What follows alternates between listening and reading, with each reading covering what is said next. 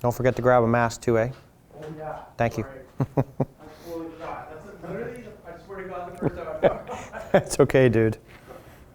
See? Yeah, exactly. Did you get that? No. Yeah, No. there you go. It was rolling.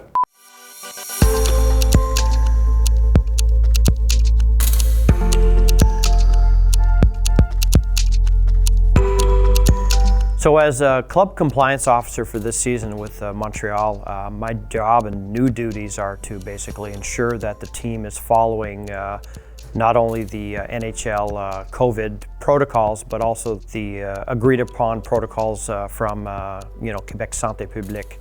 Typically, it's the head athletic therapist for each team that's doing this role, and it's not so much about being a police officer, about running around and yelling at people. It's more about making sure that everyone is aware of what those new rules.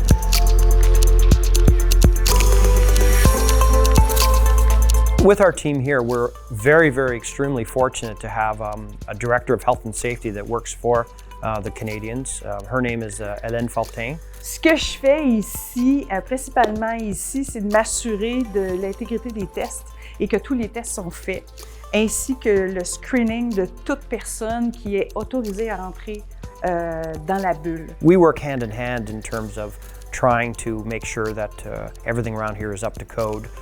We have a promise to the Santé Publique, that we're going to abide by all the NHL regulations and protocols that are set in place for us.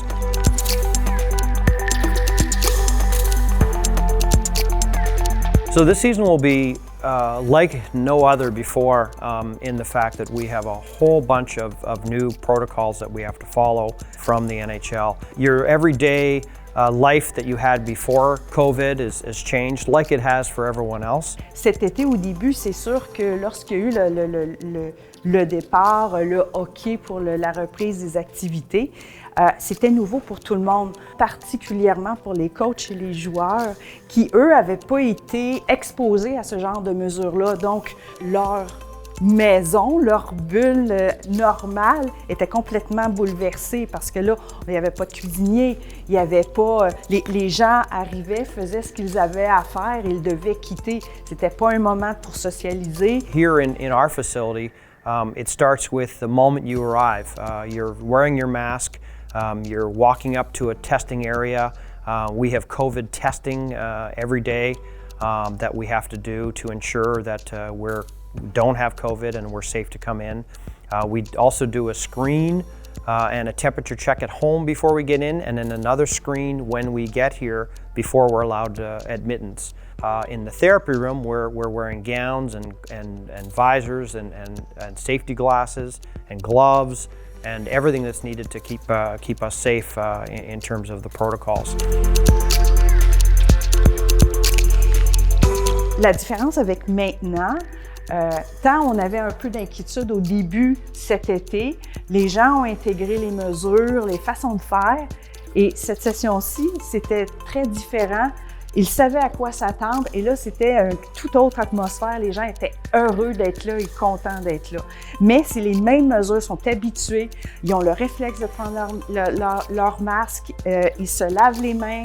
C'est des choses qu'on a moins à répéter. Toronto was a sprint. It was, we knew we were having a quick training camp, and then everything was to prepare to get to the bubble, and we would be safe, or at least that's the thinking, we would be safe when we got to the bubble. The preparation is the same. The protocol is the same. We haven't changed. Everyone's wearing masks, everyone's socially distancing and trying to keep safe, but we have to do this for a longer period of time now, and you can't let your guard down for one moment, 1 second, one instance, because it can have repercussions for yourself and for everyone else here, teammates and everyone that's with the Montreal organization.